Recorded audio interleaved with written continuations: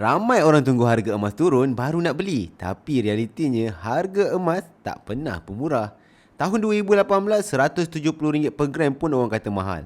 Sekarang dan RM500 lebih pun tetap rasa mahal. Emas jangan fokus kepada harga, tetapi fokus untuk konsisten pada pertambahan gram supaya duit simpanan tidak bocor dan nilai jangka panjang lebih terjamin. Bila simpan emas, kita selamatkan nilai duit daripada terus menyusut.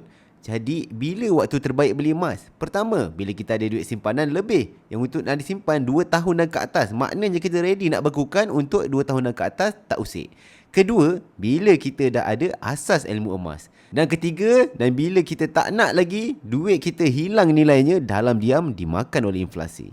Mulakan dulu dengan 1 gram ataupun boleh bermula sebenarnya bajet RM100 di akaun Emas Gate Public Gold. Nanti kita akan faham kenapa orang simpan emas bukan sebab nak untung cepat, tapi sebab nak lindungi nilai duit kita. Kalau tuan-puan nak belajar step by step, klik link dekat bio, saya akan bantu sebaiknya. If you learn something, please comment.